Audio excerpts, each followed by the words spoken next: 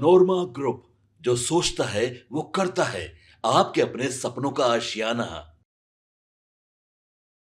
विधानसभा हो या विधान परिषद, कुछ नेताओं के बयान और कुछ नेताओं की बातें इतना ज़्यादा लोगों को भा जाती है कि उन बयानों की चर्चा लंबे समय तक होती है। ऐसा ही एक बयान एक दिन पहले हमने देखा विधान परिषद में। बंशीधर बृजवासी नए नए जीत करके आए हैं। आपको पता है कि तिरहुत चुनाव में क्या कुछ हुआ था। तिरहुत एमएलसी में सभी दावे कर रहे थे, लेकिन सबको पछाड़ करके बंशीधर बृजवासी ने वहां जीत हासिल की और उसके बाद से वो लगातार ट्रेंड कर रहे हैं। लेकिन जिस तरह से उन्होंने सदन में अपनी बातों को रखा और जिस अंदाज में रखा, उसने सबको कहीं ना कहीं मंत्रमुग्ध कर दिया। सुनिए किस अंदाज में, किस तरह से एक कवि के रूप में कहिए या फिर एक शिक्षक के रूप में बंशीधर बृजवासी का नाम हमेशा चर्चा में रहा है। विधान परिषद में भी उनके बयानों की चर्चा खूब हो रही है। सुनिए क्या कहा उन्होंने। सदन के तरफ से आपको बहुत बहुत जन्मदिन का बधाई, शुभकामना। सुनिए, इत्मीनान से पहला भाषण है, नया नया जीत कर आए। शुरू कीजिए। महोदय, महामहिम के अभिभाषण पर मुझे अपनी बात रखने का माइक पर बोल रहा है। आपने अवसर दिया, इसके लिए मैं आसन के प्रति आभार व्यक्त करता हूं और सदन में उपस्थित अपने तमाम श्रेष्ठ सम्मानित सदस्यगण के प्रति भी आभार व्यक्त करते हुए, आप सभी के प्रति सम्मान समर्पित करते हुए विनम्रता पूर्वक अपनी बात शुरू करना चाहता हूं। मैं तो आज पहली बार बोल रहा हूं और नया नया निर्वाचित होकर आया हूं। यहाँ हमारे सत्ता पक्ष और विपक्ष के हमारे सम्मानित नेतागण बैठे हैं, सभी सदस्यगण अपनी अपनी बात रख रहे हैं। तब मुझे दुष्यंत की पंक्तियां याद आती है, जिसमें उन्होंने कहा कि रहनुमाओं की अदाओं पर फिदा है दुनिया, इस बहकती हुई दुनिया को संभालो यारो। और तब मैं यह कहना चाहता हूं, यहाँ जब बातें आई, अभी तो भगवान बाबू चले गए, उन्होंने जब शुरू किया था तो अपेक्षा यह थी कि महामहिम के अभिभाषण के बाद इस पर जब चर्चा हो तो हर सत्ता पक्ष के लोग यही चाहेंगे कि जो अभिभाषण हुआ उसका स्वागत हो, उसका समर्थन हो। हमारी भी इच्छा होती है कि मैं भी सुशासन की सरकार के जो कार्य हैं, इन कार्यों की सराहना करूं और सराहना करते हुए मैं भी सुशासन का जयकारा लगा दूं। लेकिन सभापति महोदय, मैं यह कहना चाहता हूं, दो पंक्तियां समर्पित करता हूं। यकीन से काम लो, वहमो गुमा से कुछ नहीं होता, यकीन से काम लो, जमी पर चलने वालों, आसमां से कुछ नहीं होता, यकीन से काम लो। महोदय, महामहिम के अभिभाषण में जितनी बातें आई है, अगर हमारी राज्य सरकार इंफ्रास्ट्रक्चर के क्षेत्र में अगर काम कर रही है, इसे कोई भी नकार नहीं सकता है।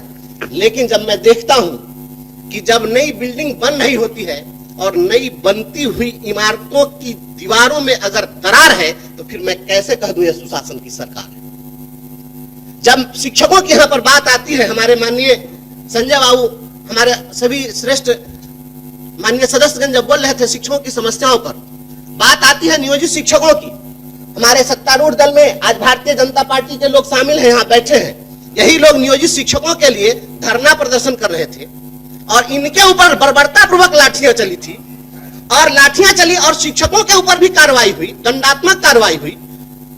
हमें अपेक्षा थी कि इस अभिभाषण में शिक्षकों की जो समस्याएं थी, उसमें एक प्रमुख समस्या थी कि अभी वर्तमान वाले जो एसीएस हैं, इनके ठीक पहले वाले जो एसीएस थे, उनके समय में धरना प्रदर्शन करने वाले शिक्षकों का वेतन हजारों शिक्षकों का काटा गया, उन पर कार्रवाई हुई।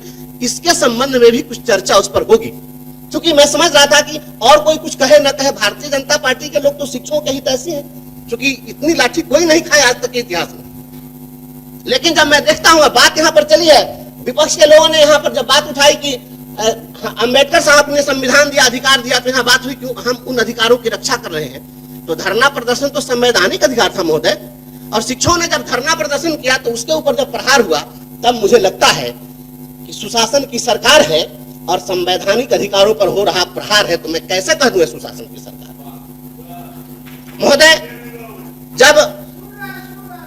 महोदय मैं छोटा सदस्य, मुझे बोलने दिया जाए। महोदय जब यहाँ बात प्रोन्नति की आई है, सबसे पहले 2003 में जब उस समय में राष्ट्रीय जनता दल की सरकार थी और तब शिक्षा मित्रों की बहाली शुरू हुई थी, और उसी शिक्षा मित्र की बहाली से मैं आया और वही लड़ाई लड़ते लड़ते जब हमारी सेवा समाप्त कर दी गई तो मैं आपके सामने आज बोल रहा हूं। जब शिक्षा मित्रों की बहाली हुई 2003 में, आज जोड़ लीजिए कितना साल हो गया, 22 साल, और 22 साल से एक अदद प्रोन्नति नहीं मिली। मैं बहुत ही यहाँ पर दुख के साथ कह रहा हूं। इसके लिए हाईकोर्ट में हम लोगों ने लड़ाई लड़ी कि इनको प्रमोशन दिया जाए, और हाईकोर्ट ने पक्ष में फैसला दिया। डिपार्टमेंट ने जाकर और पक्ष में कहा कि हम इनको प्रमोशन देंगे, नहीं दिया समय सीमा के अंदर। फिर हम कंटेम्प्ट में गए, कंटेम्प्ट में जाकर कहा 2019 में प्राइमरी डायरेक्टर वहां पर उपस्थित हुए और तब वहां पर उन्होंने कहा कि हम 3-3.5 महीने में दे देंगे। आप 2019 का जोड़ लीजिए, इतने दिन में प्रमोशन नहीं मिला। तब मुझे महोदय यह कहना पड़ रहा है कि अभिभाषण में इस बात को शामिल किया जाना चाहिए। अगर आप शिक्षकों के सच्चे हितैषी हैं तो यह शामिल होना चाहिए था कि इनको प्रोन्नति दी जाएगी। और मैं समझता हूं कि जहां यह अपेक्षा है आपके जयकारा लगाने की, तो जहां पर हाई कोर्ट भी लाचार है, तो फिर मैं कैसे कह दूं ये सुशासन की सरकार है।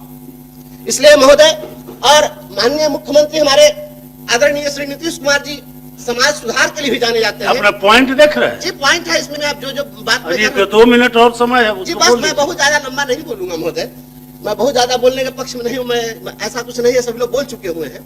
लेकिन महोदय हमें अपेक्षा थी, एक बहुत बड़ी समस्या है और आप सभी लोगों से मैं चाहूंगा कि इस बात का समर्थन होना चाहिए कि अपने समाज में अभी बहुअर्थी गाने बजाए जाते हैं। बहुत सारी सामाजिक कुरीतियों के खिलाफ माननीय मुख्यमंत्री जी ने काम किया है, और अभी उन गानों के चलते, बहुअर्थी गानों के चलते गांव घर में झगड़ा होता है, दंगा होता है, मारपीट होती है और वहां पर हर्ष फायरिंग होती है। इस पर भी हमें अपेक्षा थी कि इस पर भी, इसको प्रतिबंधित करने के लिए कहीं ना कहीं कोई चर्चा इस पर होनी चाहिए थी। जब यहाँ पर बात आई है, रोजगार की बात आई है, यहाँ पर बहन शशि जी बोल रही है, बार बार इन सभी लोगों का सवाल आ रहा है रोजी रोजगार की। इस देश के अंदर में एक योजना है रोजगार गारंटी योजना, और रोजगार गारंटी योजना के तहत एक इलिटरेट, अंगूठा छाप, अकुशल अगर कोई मजदूर श्रमिक है उसके भी रोजगार के गारंटी की बात होती है। माननीय मुख्यमंत्री जी रोजगार की दिशा में बहुत काम कर रहे हैं, तो इस देश के अंदर में अगर अकुशल, अंगूठा छाप, अशिक्षित लोगों के लिए रोजगार के गारंटी की बात होती है, तो स्नातक जो पास है उनके स्नातकों के रोजगार की गारंटी की बात क्यों नहीं होती है। इससे तो अच्छा है कि स्नातक न करके अगर अंगूठा छाप रहते तो उनको रोजगार मिल जाता। तो हमें अपेक्षा थी कि सभी स्नातकों के रोजगार की गारंटी सुनिश्चित करने की बात इसमें होनी चाहिए थी, ऐसी हमारी अपेक्षा थी। और महोदय बात वित्त रहित गुरुजनों की आई है, आदरणीय संजय बाबू ने बातें यहाँ पर कही है। मैं वित्त रहित शिक्षकों की समस्या बार बार हम लोग पहले भी अखबार के माध्यम से, टीवी चैनलों पर देखते रहे हैं। यह सदन वित्त रहित गुरुजनों के पक्ष में, उनके लिए हमेशा आवाज सदन से आती रही है। लेकिन 2016 के बाद अगर उनको अभी तक अनुदान नहीं मिला, जो सरकार स्वयं वादा की थी, खुद यह नियम बना करके, अधिसूचना जारी करके और तय किया था कि हम इन्हें अनुदान देंगे, तो आखिर उस अनुदान की भी राशि नहीं दी गई। तो हम फिर बाद में हम लोग बात करेंगे वेतनमान की, तो वह मैं समझता हूं कि हम लोग की अपेक्षा थी कि इसमें इसकी चर्चा होती। आउटसोर्सिंग कर्मियों की बात हुई है, कितना बड़ा शोषण हो रहा है इस राज्य के अंदर। आप सभी लोग इस चीज से भली भांति अवगत हैं कि आउटसोर्सिंग एजेंसियों के माध्यम से, जी मैं समाप्त कर रहा हूँ, आउटसोर्सिंग एजेंसियों के माध्यम से, 5 में फिर सदन की सहमति सभापति महोदय मैं तुरंत समाप्त कर देता हूँ, बस 1 मिनट में सहमति लेनी पड़ेगी, टाइम बढ़ाना पड़ेगा। मैं तुरंत समाप्त करता हूँ। तो आउटसोर्सिंग एजेंसियों को जो छूट दे दी गई है, तो क्या शोषण का अधिकार दे दिया गया है कि आप 8,000 और 7,000 पर काम लीजिए, इस पर रोक लगनी चाहिए। और मैं इस शब्द के साथ बात समाप्त करता हूं कि जब तक रोटी के प्रश्नों पर धरा रहेगा भारी पत्थर, बातें नहीं बनाना तुम मेरी गली में खुशी खोजने कभी अगर जो आना। इसको भी जुड़वाना चाहते हैं, इसको भी। धन्यवाद। राज्यपाल के यहाँ ये भी पहुंचाना चाहते हैं। मैं भावना व्यक्त किया, आपने समय दिया, समाप्त कर। Thank you. आपके सपनों को हमने सजाया है। ई होम्स पैनोरमा को हमने बनाया है। ई होम्स मेरा एक सपना था जिस पे मैं पिछले 4 साल से काम कर रहा था। हमने जो बनाया है वो सबने है माना। ई होम्स पैनोरमा में हो आपका भी आशियाना।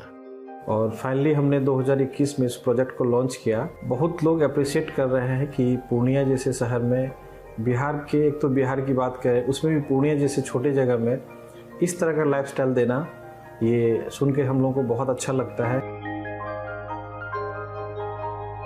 ई होम्स में हमने कुछ और भी किया है, जैसे हम जिस जगह में रह रहे हैं हमारे फैमिली सिक्योर हो, उनको सिक्योरिटी का ध्यान में रखा है। आपकी सुविधा और सुरक्षा आपके लिए खास है, ये आपका विश्वास है। इसमें आर्टिफिशियल इंटेलिजेंस का 7 लेयर सिक्योरिटी का हमने इस्तेमाल किया है। लस ग्रीन कैंपस को बनाया है। यदि हमारा बाउंड्री वाल है तो वो वर्टिकल गार्डन है। ये जितनी भी फैसिलिटी होता है एक इंटरनेशनल टाउनशिप में ई होम्स है, ये हम लोग विश्वास नहीं कर पा रहे हैं। जो भी हमारे मित्र दोस्त या जो भी हमारे बाहर के बाहर आते हैं तो हम लोगों को बहुत अच्छा सुनने को मिलता है और बहुत अच्छा क्रेडिट मिल रहा है। वो सारा हमने सिर्फ एक बिल्डिंग नहीं बनाया, हमें एक बहुत अच्छा लाइफस्टाइल दिया ई होम्स में, और मेरा एक सपना था जिसको मैं आज फुलफिल होते हुए देख पा रहा हूँ। ये आपका आवास है। ई होम्स पैनोरमा में अब आपका निवास है। E Homes Panorama, luxurious lifestyle redefined. Panorama group, जो सोचता है वो करता है। अगर ये वीडियो पसंद आई और वह बिहार के राजनीति और बिहारियत से सरोकार रखेनी तो सब्सक्राइब बटन दबा के चैनल के सब्सक्राइब कर ली। ओजे एगो घंटी बा, ओकरा बटन दबा देला से कुल सटीक और मारक खबर रुआ मुफ्त में मिल जाई। अगर रुआ पत्रकारिता के हमनी के नया प्रयोग में सहयोग कर चाहतानी तो ज्वाइन बटन दबा दी। पेटीएम नंबर नोट कर ली 9386 816 700।